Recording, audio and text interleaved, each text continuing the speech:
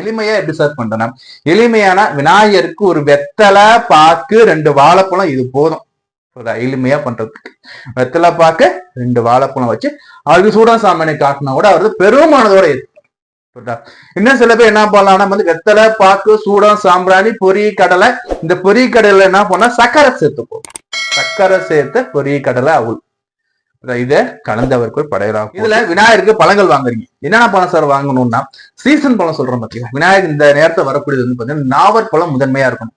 அடுத்து பார்த்தா அவருக்கு விளாம்பழம் இருக்கணும். அடுத்து பார்த்தா பேரிக்காய். இந்த 3 விநாயகருக்கு ஃபர்ஸ்ட் கொண்டாந்து வச்சு விநாயகருடைய பூவால் அலங்காரம் பண்ணுங்க. மாயலை, அதே மாதிரி நெல்லிக்காய், முழு நெல்லிக்காய் இலை அவர் வைக்கிறது ரொம்ப நல்லது. மாயலை முழு நெல்லிக்காய் இலை அவருக்கு எங்க வைக்கிறது சுத்தி அப்படியே இந்த இலையெல்லாம் வச்சுட்டு விநாயகருக்கு மலர்கள் போடுது. அவருக்கு வாசனை நிரம்பிய மலரா இருந்தா ரொம்ப ரொம்ப நல்லது.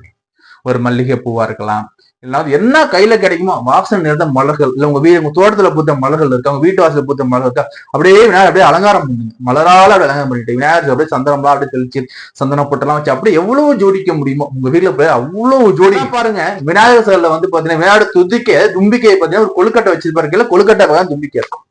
சோ கொழுக்கட்டை பிரியர் மோதக ஹஸ்தகன்றது மோதகம்னா கொழுக்கட்டை, கொழுக்கட்டை விரும்பக்கூடிய கொழுக்கட்டை பிரியர் இந்த கணநாதன் சொல்ல உங்க வீட்டு பிள்ளையார். நம்ம ரெண்டுத்துலயும் இருக்கிற பிரச்சனைகள் தீர்றதுக்கு ஒரே வழிபாடு இந்த பிள்ளையார் சதுர்த்தி.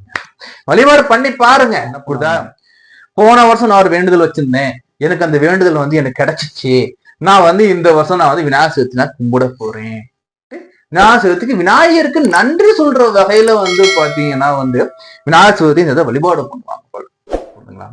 சோ அப்போ விநாயகர் நம்பிக்கை, எந்த ஒரு செயலை தொடங்கும் போது பிள்ளையார் சொல்லி போட்ட செயல்கள் தொடங்கும்.